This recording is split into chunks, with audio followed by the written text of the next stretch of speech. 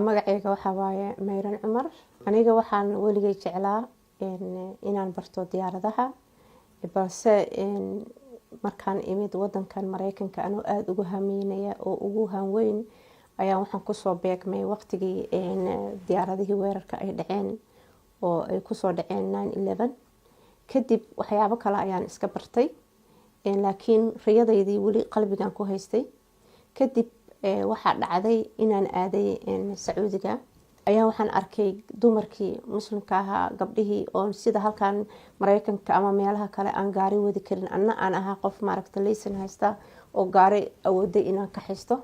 kadib ayaan soo noqday. Markaan soo noqday ayaa waxaa igu dhalatay inaan tuso gabdhaha muslimiinta inay diyaarad wadi karaan, gaari iska daaya.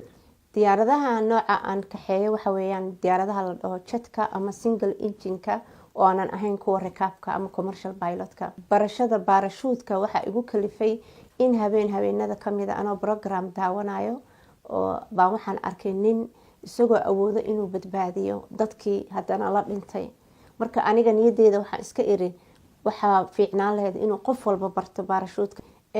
aniga markii iigu horeysay oon aado meesha baarashuudka caqabadan la kulmay, laakiin inta aan booday waxa weeyaan traininka hal mar oo lagula boodaya, mar labaad waa lagula boodaya, mar saddexaadna laba qof baa geesaha kaa qabanaysa oo arkaya sida macnaha usoo deganaysid. maalinta kale oo saddexaad ama afraad qof walba waxay ku xiran tahay maskaxdiisa iyo siduu wax u qaban karo. dad baa 7 mar ku qaadataa, dad 4 mar bay ku qaadataa. baarashuudka maalintii iigu horeysay waxaan raadiyey Minneapolis aan ka raadiyey, wada nimanay ahaayeen. markii dambe gabar baa waxay igu tiri Wisconsin ayaa waxaa jirta 2 gabdhood, haddaa nasiib leedahay haddaysan booked ahayn bal waan wacay. gabadhiyaa la helay, la ballamay, halkaana ka drive garay, keligayaan ahaa. marka waxaan tegay aniga oo xijaaban ka duwan dadkii joogay, arday ahaayeen, weliba dhalinyaro ah. marka anigii waxaa dhacday meesha markaan soo galay xoogaa cabsiyaa gashay, way ignore gareeyeen, qof iima imaan ilaa aniga aan istaagay oo deestiga tegay oo weydiiyey balanaan leeyahay.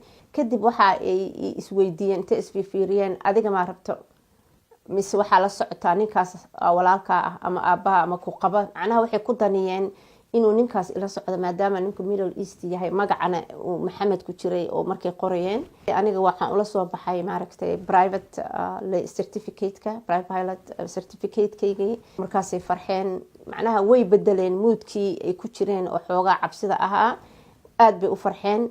iyagii dhexdooda qof walba wuxuu dhahay aniga ha igu xasuusato nolosheeda markii ugu horeysay. marka waxaan ku iri gabadhaasaan rabaa. gabadhii aaday u faraxsanayd. marka kadibna waxaa dhacday inaan diyaaradii kornay. traininka kadib ookiyaalo waxaa jira la gashto oo caag ah, laakiin ku kalaa laga sii dul gashta ah oo sida kuwa markaa wadid mootooyinka kale. kadib kaas waa ilaawo. diyaaradii waa kornay. kadib meesha waxa weeyaan 13,000 feet weeyaan level C-ga oo bini aadamka hawada qaadanayana waa 1,000 ilaa 1,500.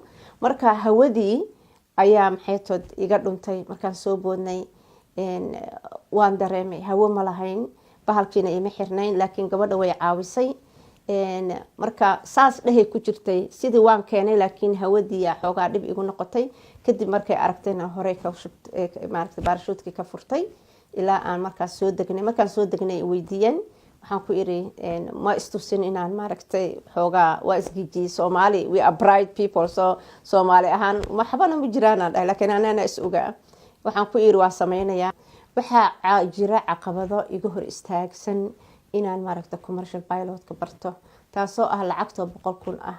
anigana student loan-aan bixiyaa already, ma awoodo.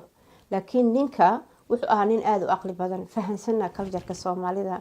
wuxuu igu yiri Mayran, maxaa isla murjinaysaa community-giina hadday $1 iska aruuriyaan waa lacagta waa la bixin karaa, meeqa ku degantiin Soomaali Minnesota. iyo in dowladaadu ay soo codsato iskuulkeena oo ay dhahdo gabadhaas falla noo bara.